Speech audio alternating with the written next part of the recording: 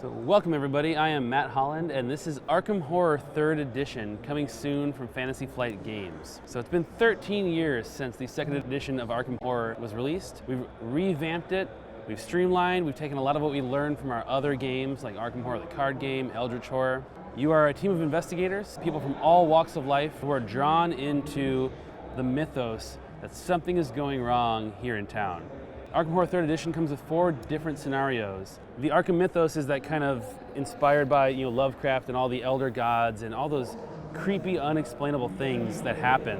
And in this particular situation, time's moving a little bit fluidly, things aren't quite as normal. You wake up and you see a note warning you of something and you have this very strong sense of deja vu.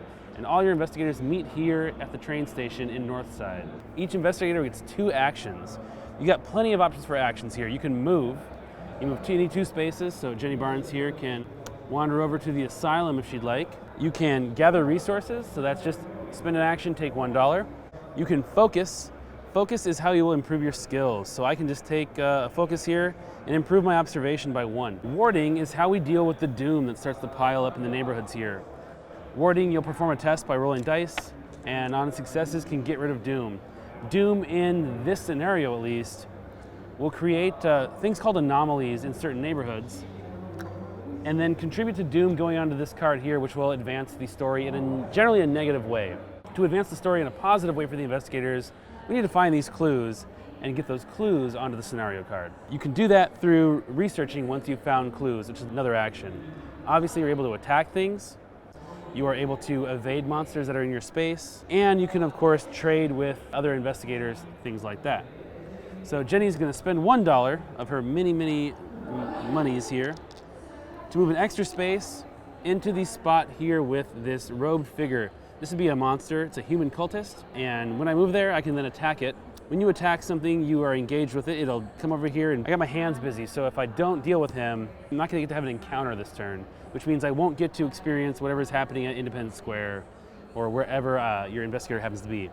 However, Jenny, up against just a simple cultist, not real scared.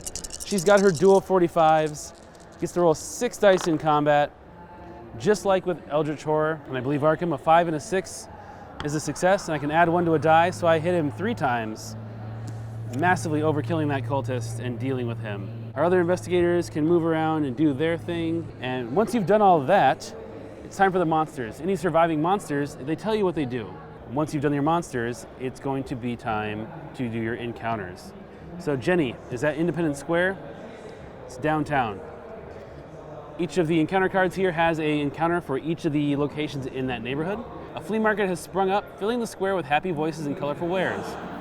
You browse the stalls in something of a daze, hoping to take your mind off the terrible things you've seen. You may buy any number of common items from the display. So unlike Eldritch Horror, where you can just take an action to roll dice and then spend your money, Arkham, you generally need to be at a store or some other place to be able to buy items. On the different locations, it shows you what you're likely to get. So if you're at the Curiosity Shop, you're likely to be able to pick up curio items. So you can kind of see what your odds are of getting a certain sort of encounter at different places that you go. So just like you've seen in some of the other Arkham Files games, there can be some pretty tough choices. Last thing you do in your round is the Mythos phase. So each player draws from this bag. If you've played Arkham Horror the card game, you'll be very familiar with how this works. The bag is constructed during game setup, so different scenarios can have different distribution of tiles, but you'll draw 2 for each player. The first one being spawn a clue. So we will now get a clue in the Merchant District, and this card gets shuffled into the top of the deck here. Encountering that card will be how an investigator could get a clue there. The second one drawn would be nothing. So the best they come really is clues or blanks. Daniela, however, probably not so lucky. Daniela gets a doom. The doom you draw from the back, and it shows a space with a doom icon here. Arkham Advertiser gets a doom. And this doom will start to pile up, and in this scenario at least, that is your primary driver of how you're going to lose the game. Just getting more and more doom, these anomalies starting, and when an anomaly has happened, all doom that goes to that neighborhood ends up on this card, and Azathoth comes closer and closer. As the doom piles up, You will go through the codex here, which is all these cards. They are scenario specific. Those give you the story, so you can advance that in both a positive way or a negative way. Your win condition will become clear at a certain point in the codex. I don't want to spoil anything. Things do get pretty weird in this scenario. It is definitely not easy.